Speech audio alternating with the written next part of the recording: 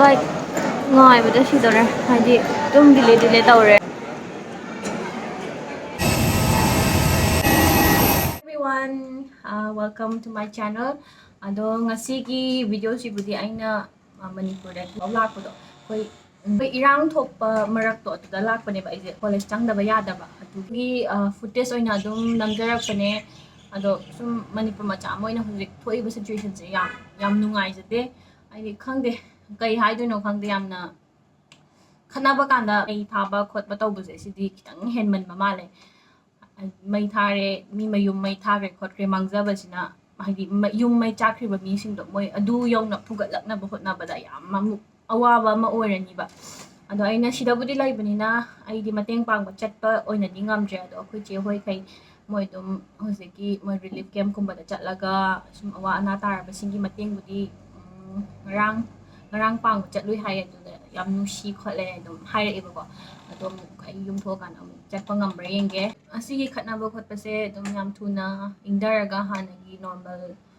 situation da yam thuna lakbo sano aduga fake account painaraga khotlaga kanana chumbano kanana latbano di loi khangna ba ngakani na aduna fake account painaraga mafam kudingi dum khatna na ba comment bi khangde amani khangde dum bangpi pina ma myam yawedana account asa sa ba myam paraga dugumba di tongna roise adu myam changu ba mafam kainoma video yengera kainoma yengugera dum changu base account asa ba myam yawraga dum chumi khangde lani khangde pai ba khotpa myam thengnai ba ko mi yum ga mai thabi ba nongmai hekta ka ba hatobi ba kitang di thamoi kitang kanman ma male haidi adumuk yongna ngambase wakhan pikpa adagi mina hengidra adu phagidra dum phattaba wakhan adagi aduguma khara thadokna rase haidi adum migiju mina kitang phaba uraga kalakpa khotpa dum phattaba wakhan gumba khanba kitang thadokna rase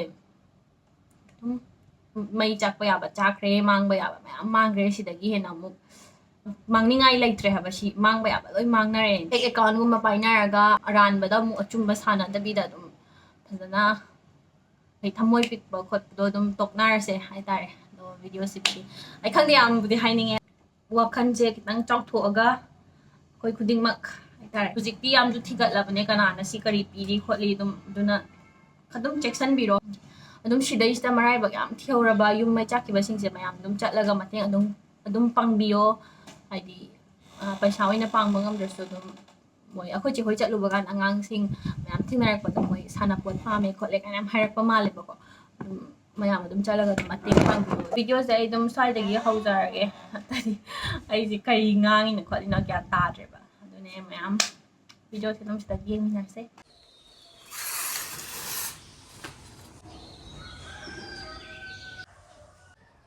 ngasida ai tripura changadamne ado khangde asengmudi flight che pung ani makhai muki flight ne bako aina chatoise pung 8 nganta charani haidi tammangam didana annang anna dum chatlani horen lambi chatpada lambi do haibet yengake phibam do kamai dawrige na angela situation jam phatamne ngdabasu yadaba haidi thengdagra daba mathakta yengdaba do hobra adum hujikpudi ngasibudi moi army kamyam thara amina khara di halle na hanai smai yengbase mai khu basu ubane haba masundagi le kamyam cheksana dum laibiyo chathok taba yadra kana dak chathokpa adagi namun makon thokla hujik mama lakanu ko situation khatang phar angrang han budi khara kino kai sibudi am phar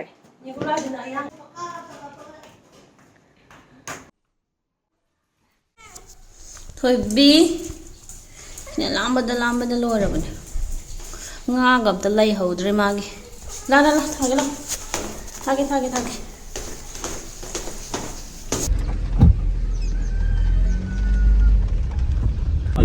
noi bale hai ma nundang da ter gya sampai ma mami chong thoi hai na boy gi sing lu mai lu mi chiang ga ka lo bla mi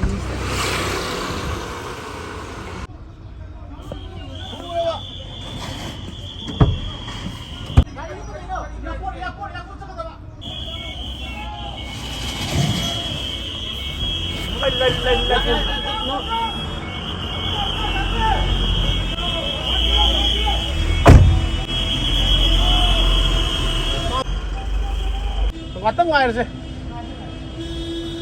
Oke ya? Hah? Sini. Ah. Oke.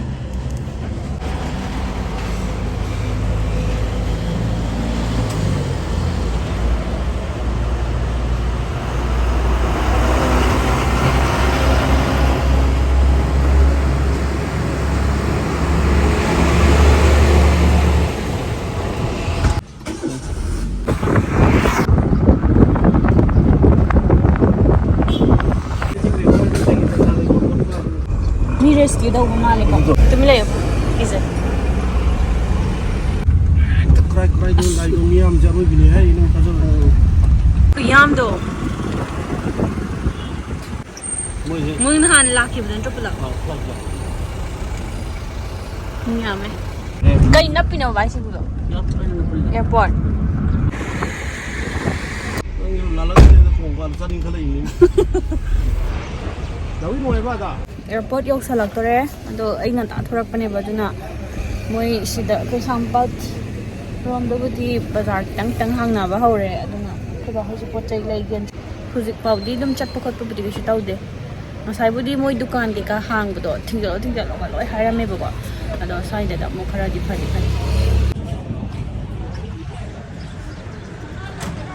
ko ba na pa niya baba mamang na garing dong lai se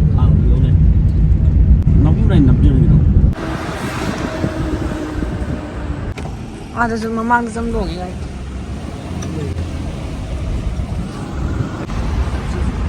Asil lạc bật này nè. Mà xí lại người số nào là số gì nè. Mấy cái khám mấy giờ là. Nghĩ cái này làm. À đôi chứ. Slalom. Kita dah kari tak ya.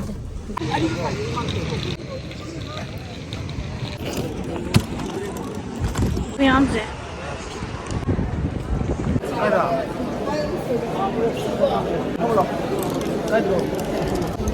Hamba mengam dah lagi tapi ni. Siapa makan? Apa sih apa lagi?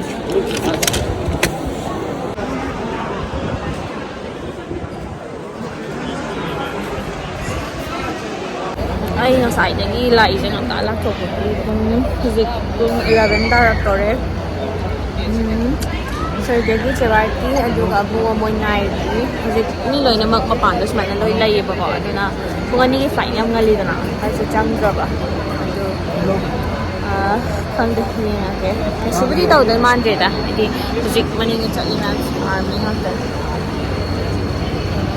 ay di lambi do lak do kira ba na ba dugi Madu kembudi tau deh, lapakan na mo army mayam, marang nahan lakpa mayam do, mayam chatki. Kino hai tau mai kau sokre. Dujik internet thing kre dana ko, internet thing bude kana loi ko khore ba ticket ka do na tradi, chat pa upay lai dai ri wifi de ka loi thing ram ni na. Ai ticket ka ko spare tai dana, dujik nahan ka khau ba gi daw bu dia hore. Na tradi amu pura thing da dunya ai lai ba som da su khara kara ba. Adune gana yawe ay khoji sir mo sila ani ni sing sing ta loi lak na ba ma le du ba pham ma ga lai bu do kui re ma moi pham na ri ma am se ai na kan na khoi ki kui re aya ma lai na lak na rap jan ya ni se yum de gi chela ira chang ma gi ra gyan ta de mi di kui ama Meinam tu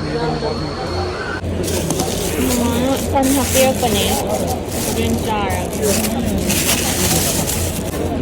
Punjab.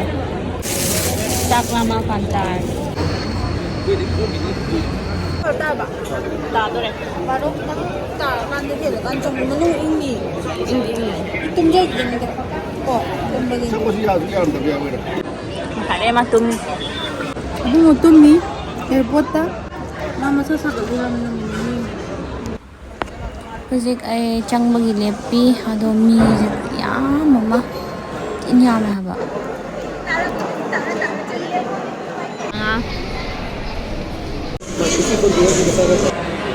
Like ngai ba da shi dore haji tum dile tawre dagi sumaina chingma am tabu udri nga sa di suna de ꯆꯥꯛꯁꯨ ꯂꯥꯝꯈꯠꯂꯛꯑꯦ ꯃꯣꯏ ꯁꯃꯣꯁꯥꯕꯨꯗꯤ ꯌꯣꯜꯂꯦꯕ ꯑꯗꯣ ꯃꯣꯏ case ꯅꯠꯇ꯭ꯔꯗꯤ ꯌꯥꯗꯦꯕ ꯍꯧꯖꯤꯛ ꯌꯥꯗꯕꯅꯤꯅ ꯑꯗꯨꯅ ꯑꯩꯈꯣꯏ ꯃꯥꯅ ꯍꯥꯞꯄꯤꯔꯛꯄꯁꯨ ꯑꯗꯨꯝ ꯆꯥꯔꯅꯤ ꯑꯩꯗꯤ ꯄꯔꯥꯊꯥ ꯉꯥꯛꯇ ꯃꯥꯜꯂꯦ ꯃꯥ ꯍꯥꯞꯄꯝꯃꯤ ꯃꯌꯥꯝꯁꯦ ꯆꯥꯛꯇꯒꯤ ꯍꯋꯥꯏ ꯊꯣꯡꯕꯁꯨ ꯍꯥꯞꯄꯝꯕꯅꯦꯕ ꯑꯩꯅ ꯍꯋꯥꯏ ꯊꯣꯡꯕꯗꯤ ꯊꯅꯝꯃꯦꯕ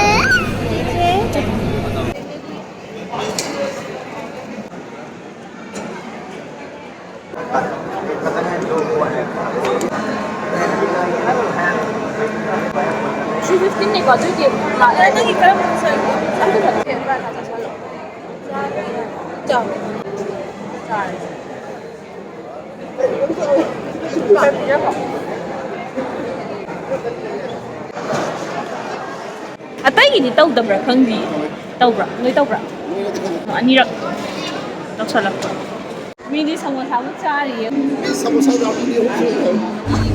ꯐꯥꯔꯁ ꯃꯣꯏ ꯑꯦꯌꯔ ꯇ꯭ꯔꯥꯐꯤꯛ ꯊꯣꯛꯄꯒꯤ ꯑꯍꯥꯟꯕ ꯗꯤꯂꯦ ꯇꯧꯔꯦ ꯑꯗꯨꯒ ꯑꯃꯨꯛꯀ ꯗꯤꯂꯦ ꯇꯧꯔꯦ ꯑꯩ ꯉꯁꯥꯏ ꯄꯨꯡ 9:30ꯗꯒꯤ ꯂꯩꯕꯗꯨꯅ ꯍꯧꯖꯤꯛ ꯄꯨꯡ 3 ꯍꯦꯜꯂꯦ 4 ꯂꯩꯗꯣꯏꯅꯦ ꯅꯨꯃꯤꯠ ꯆꯨꯞꯄ ꯑꯃ ꯄꯨꯔꯥ ꯂꯩꯔꯦ ꯍꯥꯏꯕ ꯆꯠꯂꯅꯤ ꯉꯥꯛꯇꯪ ꯂꯩꯔꯒ ꯇꯥꯁꯨ ꯍꯣꯜꯗꯦ ꯄꯨꯔꯥ ꯑꯦꯌꯥꯔꯄꯣꯔꯠꯇ ꯂꯩꯔꯦ ꯂꯩꯀ ꯊꯥꯕꯒꯦ ꯆꯥꯏꯗꯣ ꯁꯣꯛꯄꯗ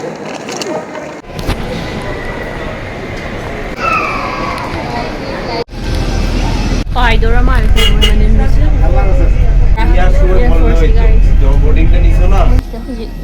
प्लेन अमसु तागसे सी मोय इंडियन आर्मी की प्लेन से होजिकता अमा उंग तारइने हाबा आइदि अमदंग मालोरे अनि सु लेरमे नांगैदि फ्लाइट से दुम मीजिंग से खरादि दुम हांगवनेबा होजिकति पुरा फुल ने वीडियो से स्वाइदा सु लोइसनजरगे आइसु फजना you're मयामसु फजना लेइरो stay safe bye bye